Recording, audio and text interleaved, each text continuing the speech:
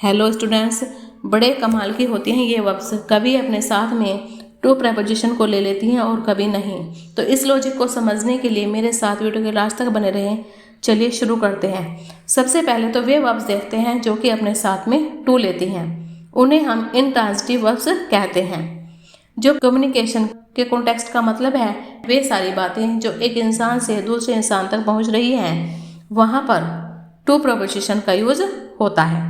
ये बिना किसी प्रपोजिशन के अपने ऑब्जेक्ट से नहीं जुड़ सकते। इन्हें अपने ऑब्जेक्ट तक पहुंचने के लिए टू का सहारा लेना पड़ता है। तो ये इंट्रांजिटिव वर्ब्स होती हैं। कौन कौन सी वर्ब्स हैं इंट्रांजिटिव? जैसे से, सजेस्ट, एक्सप्लेन, रिप्लाई। तो ये सभी वर्ब्स अपने साथ में टू लेते हैं। अब उस चीज़ को समझते हैं कि ऐसी कौन सी वर्ब है जिनके साथ टू प्रपोजिशन नहीं यूज होता। यदि हमने टू लगा दिया तो वह क्वेश्चन हमारा गलत हो जाएगा। वे कौन कौन सी वर्ब हैं जिनके साथ टू प्रपोजिशन नहीं लगता? ये ट्रांजिटिव वर्ब्स होती हैं क्योंकि इनका एक्शन बिना किसी हेल्प के सीधा ऑब्जेक्ट पर ट्रांसफर हो जाता है और इनके बीच में किसी प्रपोजिशन की जगह नहीं होती। तो ये ट्रांजिटिव वर्ब्स कहलाती हैं। कौन कौन सी होती हैं? जैसे कि advice, tell, ask, beg, command, encourage, request, inform, order और अर्ज। ये सभी वर्ब्स हमेशा टू प्रपोजिशन के बिना ही यूज होती हैं। तो इस चीज़ को समझने के लिए हम कुछ क्वेश्चंस कवर करेंगे। यदि आपने अभी तक मेरा चैनल सब्सक्राइब नहीं किया तो प्लीज़ वीडियो को लाइक, शेयर और चैनल को सब्सक्राइब जरूर कर लें। ये जो क्वेश्चन है एग्ज़ाम में 3 टाइप से मिल सकते हैं। एरर स्पॉटिंग क्वेश्चंस के रूप में, फिलअप के रूप में या फिर सेंटेंस इंप्रूवमेंट के रूप में मिल सकते हैं।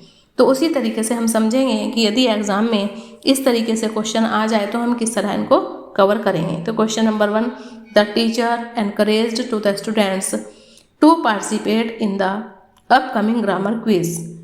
और ये आ जाएगा नो एरर। ये सभी क्वेश्चंस 5 पार्ट्स में डिवाइड हैं। अगर क्वेश्चन करेक्ट है तो इसमें नो एरर आ जाएगा। अगर इसमें कोई मिस्टेक है तो ABCD इनमें से कोई भी किसी पर भी हम टिक लगा देंगे।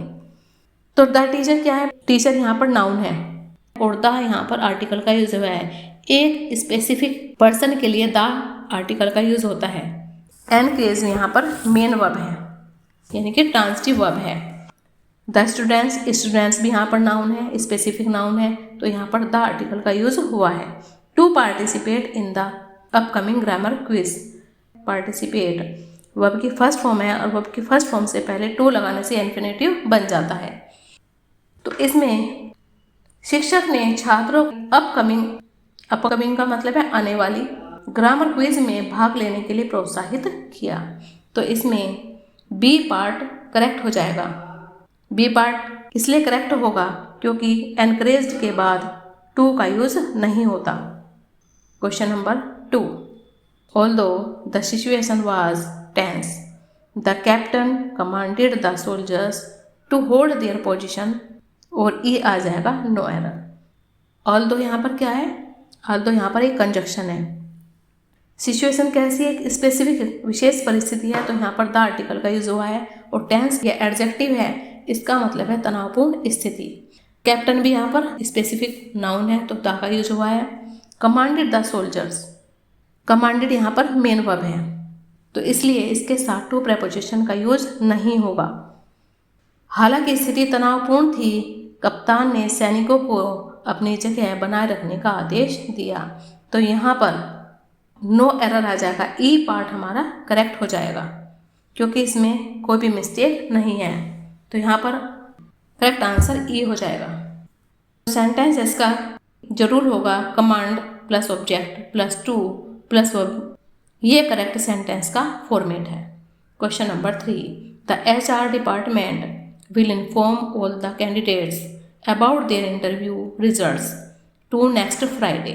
HR डिपार्टमेंट का मतलब क्या है? ह्यूमन रिसोर्स डिपार्टमेंट, मानव संसाधन विभाग। Will inform all the candidates, सभी कैंडिडेट्स को सूचना देगा।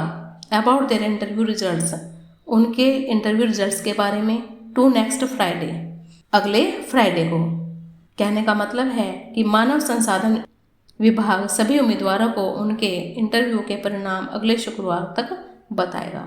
इसके कौन से पार्ट में एरर है? डिपार्टमेंट यहाँ पर क्या है? एक कंपाउंड नाउन है।